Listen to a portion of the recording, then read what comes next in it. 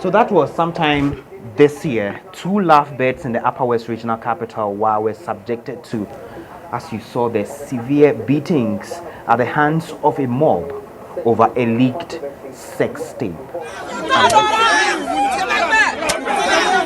One, two, three.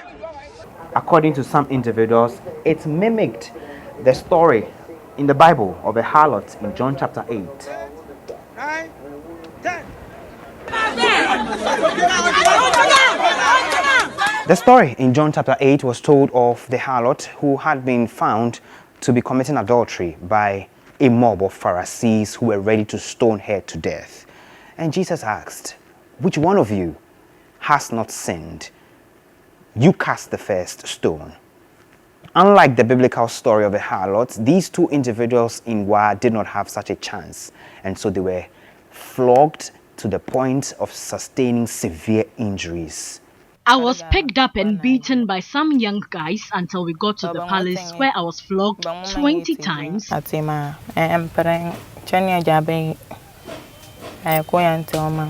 I was severely injured and left alone. I have to go to the hospital with a friend who bore the cost of treatment, which is between 500 and 600 cedis, and I will repay later. They took me to the hospital for general body screening. Then after the screening, it was just some pains and bruises that was on my body. But it's my eye. It was my eye that was affected the most, because that one, it was kicked by someone. So when it gets to a certain level, when I go out, it becomes blur and tears begin to come out. So this is a simple matter of traditional laws finding two individuals guilty of immorality and subjecting them to thorough punishment the best way they deem fit, in conflict clearly with the supreme law of Ghana. The Wana and his elders said that if any young person gets himself involved in this, they may punish you traditionally, or they will take you to the police. Traditional punishment is not defined specifically. It depends on what you have done. Of course, there was public backlash. Of course, civil society groups came hard at local authorities. Of course, rights advocates groups were loud in their condemnation of the act meted out to the two young individuals under the orders of a palace. We have had very high personnel in our communities committing more serious crimes, yet this has not happened to them. We have had Islamic and Christian clerics who have, slept with minors, who have impregnated minors.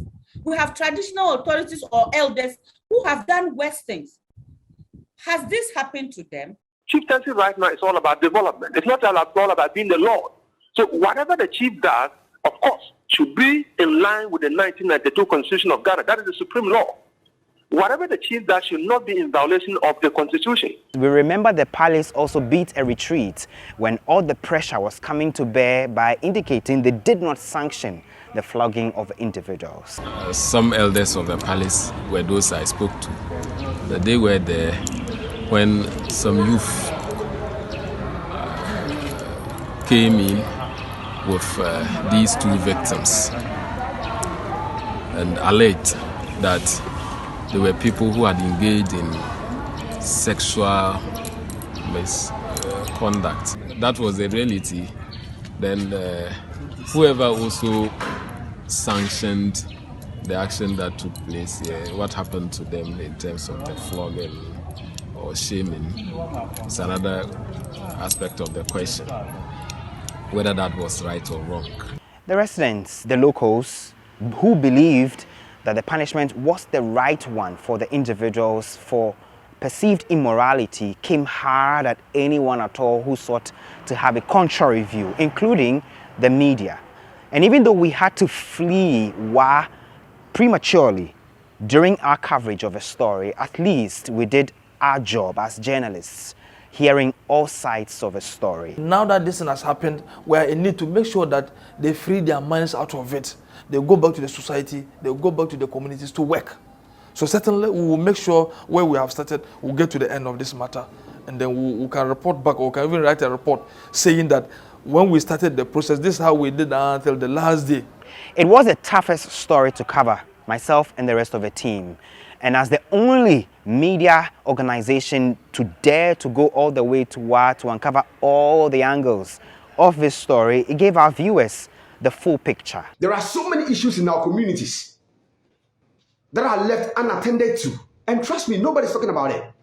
These are brothers in Upper West region that are reporting for TV3s and that stuff. I want you to come out and tell us, how many good stories have you sent to the national level?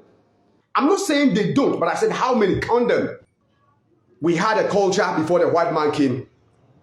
There was a way our chiefs and elders ruled every community before the white man came.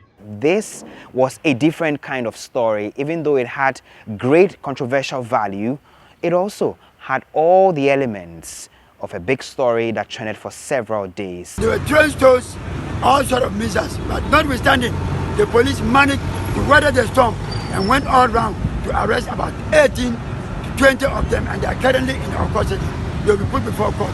But the police are having to fight a losing battle in bringing the perpetrators in this circumstance to book, of course, because of the traditional leaders and the connivance of people in authority.